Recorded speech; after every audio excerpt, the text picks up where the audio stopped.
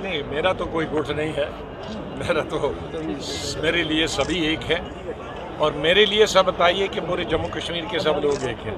मेरे लिए तो दूसरी पार्टियां भी, मैं दूसरी सभी पार्टियों से ही कह रहा था कि जम्मू कश्मीर में हम वैसे ही 31 साल से मिलिटेंसी से जूझ रहे हैं, और उस मिलिटेंसी का मुकाबला करने के लिए हम सबको इकट्ठे होना चाहिए।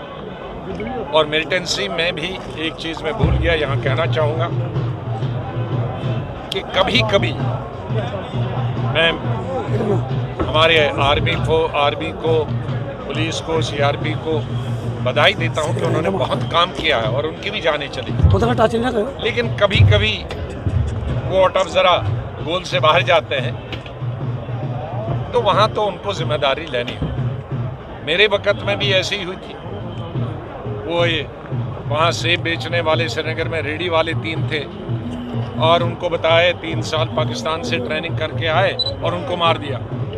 और बाद में जब खबरें निकाली तो वो उनको उठा गया था 3 लोगों को लाल चौक से, रेडी वालों को, जो कि डिस्ट्रिक्ट से बाहर भी कभी नहीं गए थे, तो उनको मार दिया। तो 13 लोग उसमें कश्मीरी थे, हमारे स्टेट के, आर्मी नहीं थे, लेकिन जम्मू कश्मीर के, सॉरी। और 13 लोग आज 13 साल से जेल में। अभी ये जो हैदरपुरा में हुआ, कहा मिलिटेंट मार दिए, लेकिन बाद में मालूम हुआ कि डॉक्टर मार दिया, मालिक मार दिया और एक मजदूर मार दिया। तो क्या होगा आज़ाद साहब? तो ये, अरे भाई, ये भी तो एक बड़ी चीज़ है ना। इससे हम आगे नहीं जाते हैं, पीछे जाते हैं, क्योंकि जहाँ हमारे लिए बहुत ज़रूरी है मनोबल सिक्योरिटी फोर्सेस का रहे, लेकिन सिक्योरिटी फोर्सेस के साथ साथ हमारा मनोबल पब्लिक का भी तो उतना ही ज़रूरी है। मैं बधाई देता हूँ कि पिछली दफ़ा अनंतनाग, यहाँ जहाँ रजौरी से कुछ मजदूर गए थे और शोपियान में उनको मार दिया गया था, तो और बाद में इंक्वायरी हुई, आर्मी ने इंक्वायरी की और उनको सज़ा दी। लेकिन यहाँ अभी आईजी बोलता है हम टीम बनाएंगे पुलिस की, पुलिस मारने वाले भी पुलिस और टीम भी वही करेगी। इसकी जुडिशल इंक्वायरी होनी चाहिए कि कैसे मरे हैं, क्यों मरे हैं। ये पुलिस का केस है, ये आर्मी का केस नहीं है, तो यहाँ जुडिशल इंक्वायरी करनी चाहिए। आज़ाद साहब, जो उपराज्यपाल मनोज सिन्हा जी है, उन्होंने आज जुडिशल प्रोब की घोषणा कर दी। जुडिशल मजिस्ट्रेट तो तहसीलदार होता है, यहाँ जज होना चाहिए। जुडिशल इंक्वायरी होनी चाहिए कि कैसे मरे हैं, क्यों मरे हैं। ये पुलिस का केस है, ये आर्मी का केस नहीं है, तो यहाँ जुडिशल इंक्वायरी करनी चाहिए। आज़ाद साहब, जो उपराज्यपाल मनोज सिन्हा जी है, उन्होंने आज जुडिशल प्रोब की घोषणा कर दी। जुडिशल मजिस्ट्रेट तो तहसीलदार होता है, यहाँ जज होना चाहिए। मजिस्ट्रेट तो एसडीएम होता, मतलब आप चाहते हैं हाईकोर्ट का जज, हाईकोर्ट का जज, हाईकोर्ट जज। While I respect the police, I've been a great supporter and great admirer of the army and security forces. But at the same time, we should ensure that such things do not happen. And that too in Srinagar city. If such things happen in Srinagar capital, in city capital, then the people will raise so many eyebrows that what must be happening in the hinterland. आज़ाद साहब, जिस प्रकार से इस समय जम्मू कश्मीर की जो सुरक्षा की स्थिति है, पहले हमने देखा कि टारगेटेड किलिंग्स हो रही थी, टारगेटेड किलिंग के लिए भी बहुत हमने निंदा की। I flew from Delhi and went everybody is place. हमारे सरदार जी थे, एक कश्मीरी पंडित थे, दूसरा हमारे जम्मू के एक डोगरा भाई थे। मैं सबके घर श्रीनगर गया, उसकी भी हमने निंदा की, और उसकी भी मैं यहाँ बताना चाहता हूँ। आपने अच्छा किया टारगेट, उसके लिए भी बड़े संदेह है। नॉर्मली कहीं भी बड़ी झड़प होती है, छोटी आर्मी के बीच में, मिलिटेंट्स के बीच में, सिक्योरिटी सीआरपी के बीच में, मिलिटेंट्स के बीच में, पुलिस के बीच में, या कहीं किलिंग होती है, तो हफ्ते में तो पकड़ा ही जाता था। यहाँ लगातार 20 दिन में 6, 7, 8 टारगेटेड किलिंग हुई, लेकिन आज 3 महीने हुए, कुछ पता नहीं है।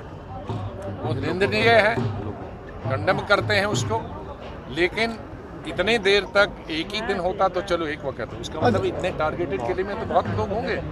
तो उसका भी डेप्थ में हमें जाना चाहिए कि कौन उसके पीछे, कौन मिलिटेंट ग्रुप उसके पीछे, कौन ऑर्गेनाइजेशन के पीछे, उसकी भी इंक्वायरी ज़रूरी है और उनको पकड़ना ज़रूरी है। और इस तरह की घटनाएं जब होती हैं, इससे पुलिस ये सिविलियन माहौल बनाने में, हालात बनाने में बहुत बाधा पड़ता है। आया साहब, सर, इतना सर, बड़ा खुशी समूह सर, इतना बड़ा सलमान समूह खुशी। जो आज कांग्रेस से एकत्रित हुआ है, इससे आपके संदेश क्या देना चाहते हैं? एक जहां कांग्रेस का दूसरा ग्रुप देखो, अभी तो बहुत टाइम है इलेक्शन में। मेरी जितने भी इलेक्शन, कल भी मीटिंगें हुई, मैंने पहले ही कहा कि ये 2-2.5 साल में नहीं आ पाया। कारण मैंने बताया कि साल भर तो इजाज़तें नहीं थी सभी लीडरों को, सभी पार्टीज़ को। वो दूसरी बात है कि रूलिंग पार्टी को इजाज़त थी, बाकी अपोजिशन को नहीं थी। उनको सरकारी गाड़ी में ले जाते थे, गांव-गांव में भी सेंटर के मिनिस्टर वो गांव तक जाते थे, लेकिन हम यहाँ के नहीं जा सकते थे, 4 चीफ मिनिस्टर। वो एक अलग बात है। और उसके बाद कोविड आया। तो आज मेरी जनरल बात हो रही है, मैं आज कोई वोट की बात नहीं कर रहा हूँ, कि हम इतने 30-31 साल से मिलिटेंसी से जूझ रहे हैं। फिर हमारे डिमोनेटाइजेशन से हम पीछे चले गए, जीएसटी को जिस तरीके से लागू किया गया उससे हमारे उद्योग बंद हो गए, फिर हमारा स्टेट का डिवीज़न हो गया, उसकी वजह से पीछे चले गए, और फिर हमारा कोविड हुआ, उससे पीछे चले गए। तो ये एक समय है, टाइम आ गया है, एक विंडो मिली है कि इस विंडो में हमको सबको, हिंदू मुसलमान सब पार्टीज़ को डेवलपमेंट की तरफ जाना चाहिए, विकास की तरफ जाना चाहिए।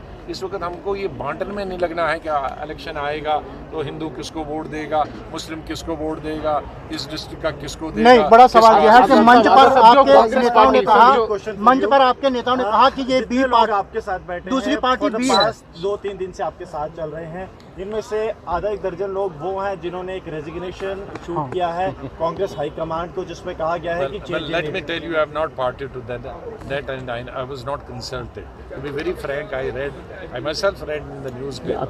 So sir, you had the talk with them regarding that? No, I didn't ask them because this is their personal matter and this is their internal matter, because I don't want to, for me, everybody is equal, so I don't want to make